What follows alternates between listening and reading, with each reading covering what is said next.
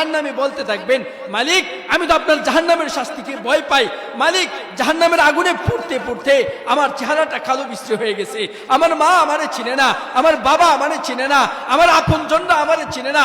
কিন্তু মালিক দুনিয়াতে আপনার হুকুম না মানার কারণে আমার ঠিকানা জাহান্নামে হয়েছে।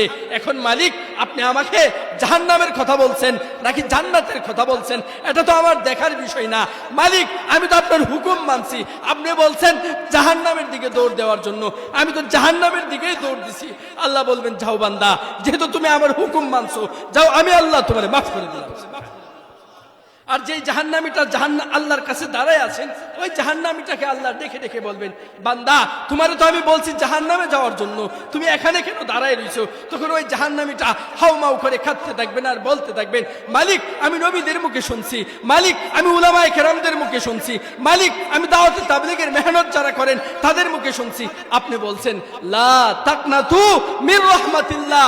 মালিক আপনি বলছেন আমরা যেন আপনার রহমত থেকে নৈরাশ না হই। মালিক আমি তো আপনার রহমতের আশায় দাঁড়ায় রয়েছি, কখন আপনার রহমত আসবে, কখন আপনার দয়া আসবে, আর ওই দয়া দ্বারা আপনি আমারে মাফ করে দিবেন। আপনার দয়ার আশায় তো আমি দাঁড়ায় রয়েছি।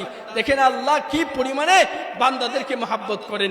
আল্লাহ ওই বান্দাকে বলবেন, যাও বান্দা, যেহেতু তুমি আমার দয়ার আশায় দাঁড়ায় রয়েছো, যাও আমি আল্লাহ তোমারেও মাফ করে দিলাম।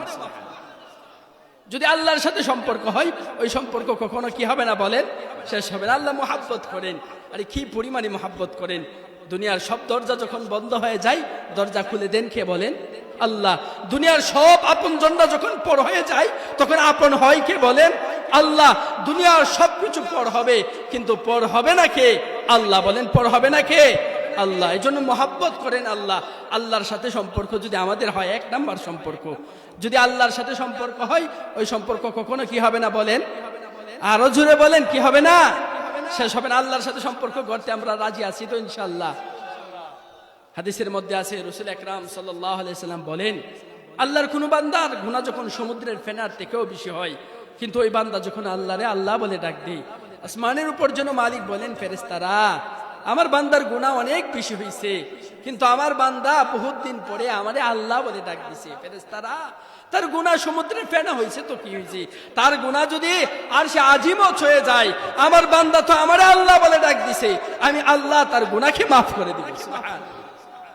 দুনিয়াতে একজন মানুষ যখন অপরাধ করে, দুনিয়ার সব মানুষ খুঁজে তাকে শাস্তি দেওয়ার জন্য, কিন্তু আমি আর আপনি এমন মালিকের গোলামি করি যে মালিক অপরাধীদেরকে খুঁজেই মাপ দেওয়ার জন্য। সুবহানাল্লাহ।